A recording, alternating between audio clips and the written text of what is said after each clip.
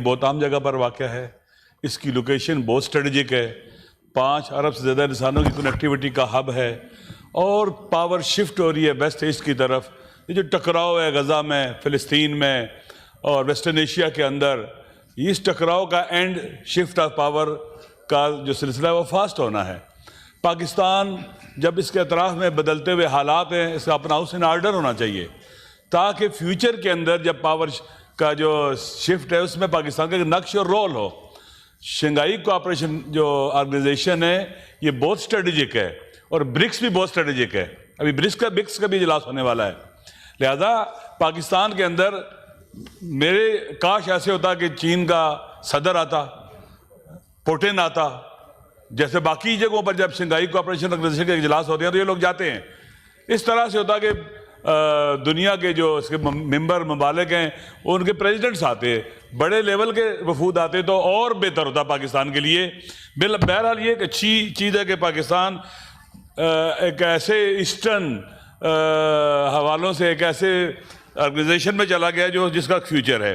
देखें जनाब, यहाँ हमारे सीनियर सेनेटर साहब इरशाद फरमा रहे थे कि पाकिस्तान का बहुत खूबसूरत इमेज है, इसमें अच्छे रंग भरने चाहिए।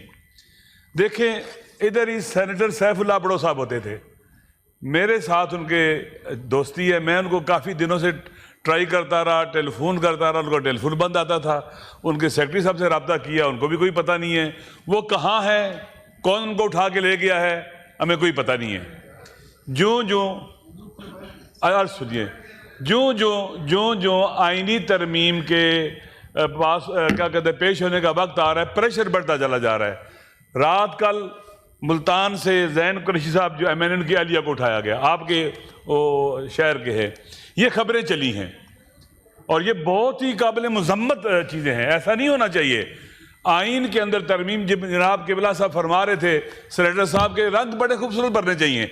इस तरह से अगर आइन में तरमीम लानी है तो गोया आइन के अगर बिल्डिंग को दरवाजे तोड़ रहे हैं, खिड़कियाँ तोड़ रहे हैं, इसको तबाह बर्बाद कर रहे हैं, सियाह कर रहे हैं इसको, और ये काम दुरुस्त नहीं है।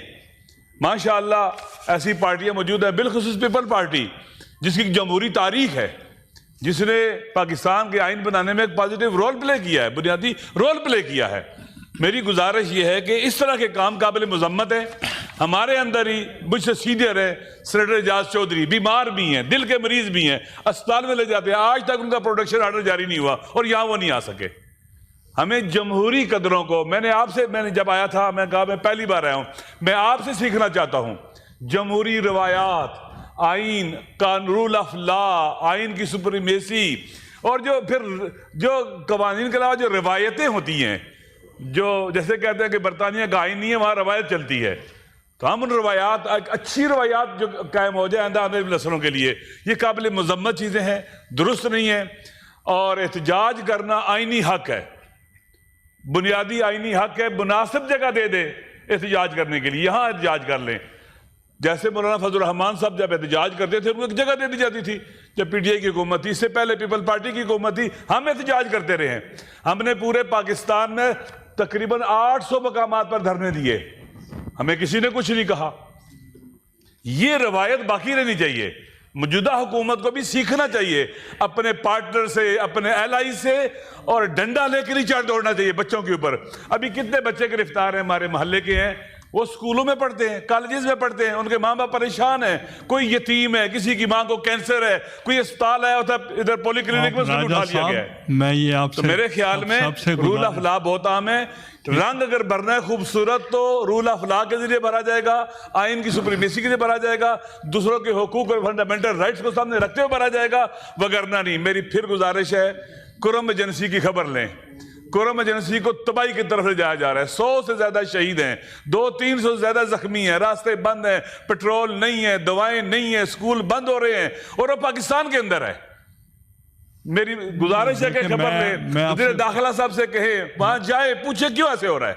मैं आपसे गुजारिश करूंगा, रेजोल्यूशन का ये अभी आया है एजेंडा पे, अगर आपने फॉरेन पॉलिसी पे बात करनी है, I invite the foreign minister to brief you regarding the conference interior minister को बुला लेंगे, वो लॉ एंड ऑर्डर की ब्रीफिंग कर देंगे। मैंने पहले भी रेफ़र कर दिया है to the standing committee on interior जो आप जिक्र कर रहे हैं।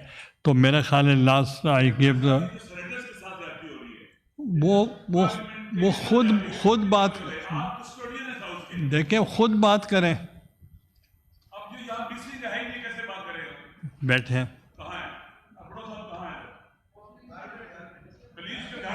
क्यों ताला लगा हुआ है? अली ज़फ़र साहब, और इसके बाद आए अगर आपके साथ भी ऐसे होगा ना नासिर भाई साहब, मैं खुदा को आपकी नहीं बात उठाता, आपकी नहीं उठाता, मैं आपकी नहीं बोलता, मैं ऐसे घर में अली ज़फ़र साहब, कई दिनों से जनाब चेयरमैन, उसका टेलीफोन बंद है, पता ही नहीं कहाँ पर है। अली ज़फ़र साहब, प्लीज मेरे घर में ना हमें तबसरे नहीं करने चाहिए, मेहरबानी खौफ खुदा में खाना चाहिए।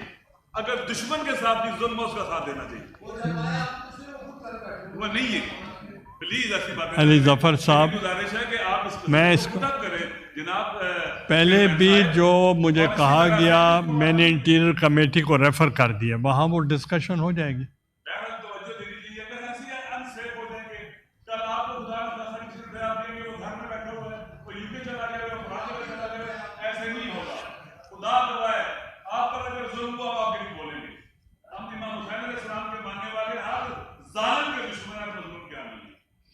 थैंक यू अली ज़फ़र साहब।